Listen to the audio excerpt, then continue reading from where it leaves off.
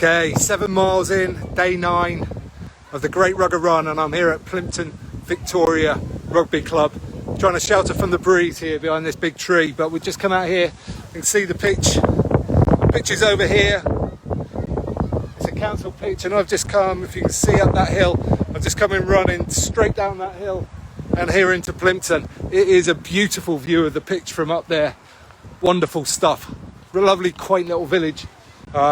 Fortunately, I've had some issues with gypsies at times, so they've put these mounds of earth here to stop people getting on the pitch, which is positive. Hopefully that will do the trick. And then they've got the height restrictions here as well, coming in and out of the car park, so hopefully that'll help too. Now, Plympton Victoria play at the bottom end of the league structure here. I'm just going to go and meet Kev, who's going to tell us a little bit about that. Hello, Kev. How you doing? Yeah, thanks for your time coming down. No problem. What's your surname, Kev? I think Jefferies. Kevin Jefferies. Good to see you. I do fixtures, various bits in the background. We've all got various jobs for the committee, so we sort of all pull our weight. And lovely. Now, tell me about this lovely clubhouse that you got here. This is owned by the council.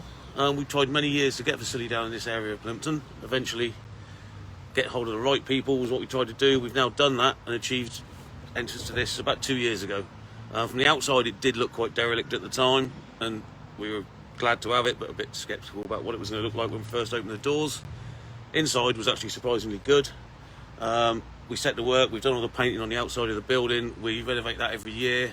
The inside, Chris and I had to tidy up a few bits. The council put in a brand new boiler, so I think the building hadn't been used for 10 or more years before that.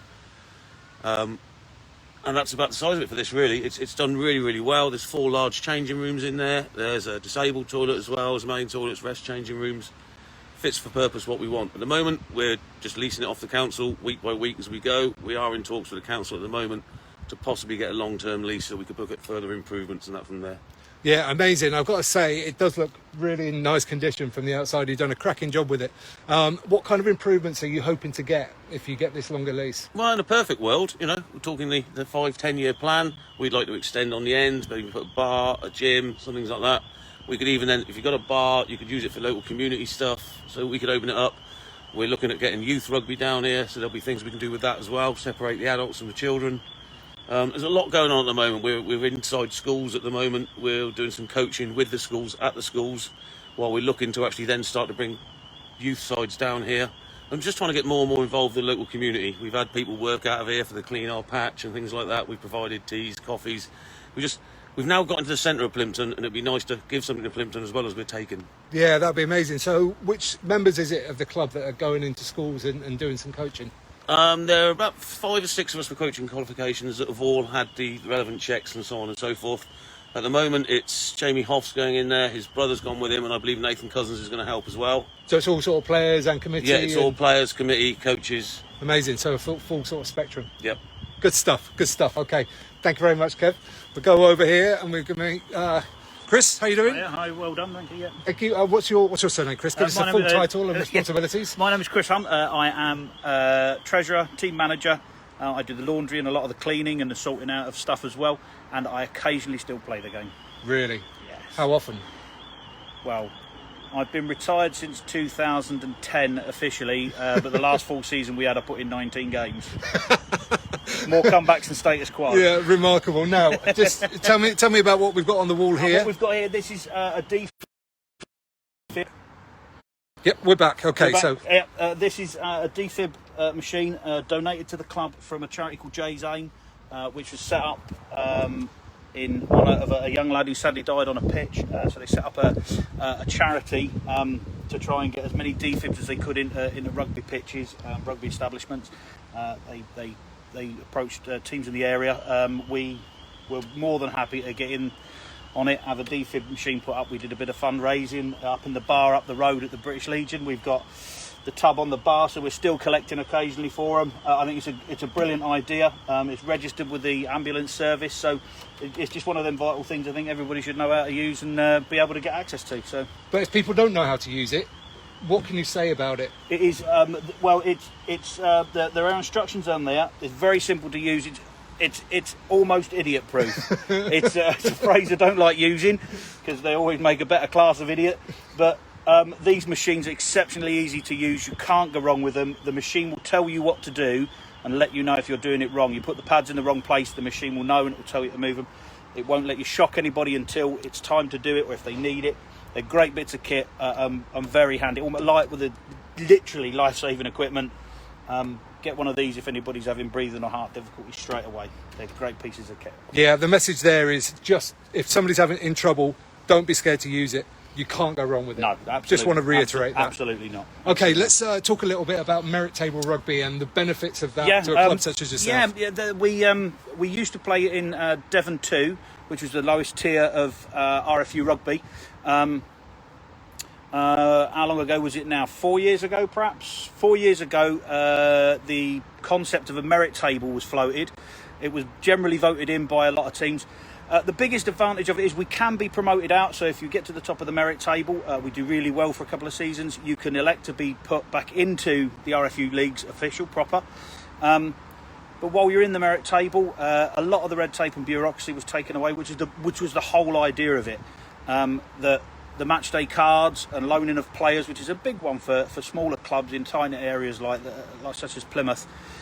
You where you couldn't beforehand, they had to be registered members of your club with a couple of caveats.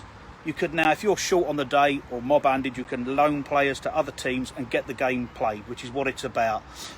Especially in the difficult COVID times where a lot of clubs are struggling. We've noticed in our league we're only 4 games in at the moment, including friendlies mainly. A lot of teams not being able to raise sides and stuff like that. So this is brilliant. If you're short, you can ring round all the other coaches and clubs, and if they've got spare players, they can come over, you can play the game, and there's no worries about any financial punishment or points deductions from the RFU because it is a merit table. There's still a structure. You still aim to be top of the merit table. And let's go into the changing rooms, shall we? After you, Chris, lead the way. Lead the way, sir. Hopefully we won't drop off again here. Yeah. Get into the lead line changing rooms, it all goes. But yeah, it's functional and does what it wants for us for the council facility. So yeah, I just want to pause here and commend you on your broom storage. Most important piece of bit in the club. keep the place clean and the stretcher with our injury record as well. But yeah, what we're hoping for, if we can get the longer term lease, is perhaps a bit of an extension, but certainly some improvements. We'll put in like LED lights and stuff like that, get some of the old eco stuff going, the green bits going on there, because that's always popular and worth doing. Perhaps change one of the change rooms to a bar if we can extend, put a bar on so we can get a social area as well, and something that could be used within the community, because we have, as Kev said, we have done some bits and bobs. Yeah, but like we're saying, you're a one-team club at the moment, yes. So it's a really lovely little It's a great setup for what we need at the minute. We are a one-team club at the moment. I'm going to stand here because I feel like Hagrid now. We have just started getting into schools again. A few years ago we tried and it sort of worked for a bit and then it stopped. But we're getting back into the schools to try and raise a youth team. We're currently going around the local schools, our youth training team fronted up by Jamie Hoff. He had his first session last week, 35, 40 kids there. They seem to have a great time. We're going to go into the schools for a few weeks, get the interest, get it all going, and then we're going to bring them perhaps down to here, see where the facility is best for the kids, what works best in that place. And hopefully we'll be able to, after a year or so, it's going to take a little bit of time, we'll get some games from and get it up properly, get it running and keep it continue. Youth rugby is a massive market. It's a great thing to have. One, because you grow in the sport. Two, it's a lifeline for any club. If you can keep just a few of those kids who come through your hands as youths in the youth setup and they can get to adult rugby, that makes a huge difference. A lot of the local clubs where they've had the success stories of their youth systems, some of the great players that are about at this level in this town have come all the way through youth setups into the senior rugby kit. So that's what we're looking at. Very commendable. Now I'm just going to step back a little bit so people can see what you're stood in front of. Yeah, our youth training coordinator saw these and thought they would be the greatest thing in the world to have for our junior section. I'm not quite sure what age juniors he was expecting, but we also had them down here when he bought them so we could mock the shorter members of our team with their own personal posts. Wonderful. Now you're saying, obviously we're talking about the fact that you're a one-team club at the moment, so a very small group of players. So just how close are you, and how does that relay in terms of looking after each other? We try to be a very club orientated club, if you know what I mean. Families, kids, everybody's welcome to come down. We look forward and try to promote the after game. We go out as a club and we keep that social bit going, and we do try to keep an eye on each other. It's the hashtag rugby family thing is thrown about quite a bit. We do try to believe and invest in that. We try to look out for each other, and if there's mates got problems or need to move house, or you think they're having snags, or they just look depressed and down, just having a word, having that friendly word in their ear to say you're all right, and let them know that there's somewhere they can talk. Rugby is a sport in general, and rugby particularly, is a great avenues for looking after that mental health side of life, and we do try to promote that. Without a doubt, we do look out after each other, and if the lads need support, it's another support network for people. Yeah. Ready here in our club, and I think in any club, I think that's part of what rugby is. Yeah, for sure. Is that band of brothers bit. Yeah, wonderful. Well said, guys. Thank you very much. I'm going to leave these fellas now because I have to go onwards quite some way still today, off to Ivory Bridge, and then finishing at Totnes this evening, where I'm told I've got a nice surprise waiting for me. Well, it's not a surprise because I know what it is, but I'll tell you about that later. Thanks for watching, and I'll see you down the road. Cheers.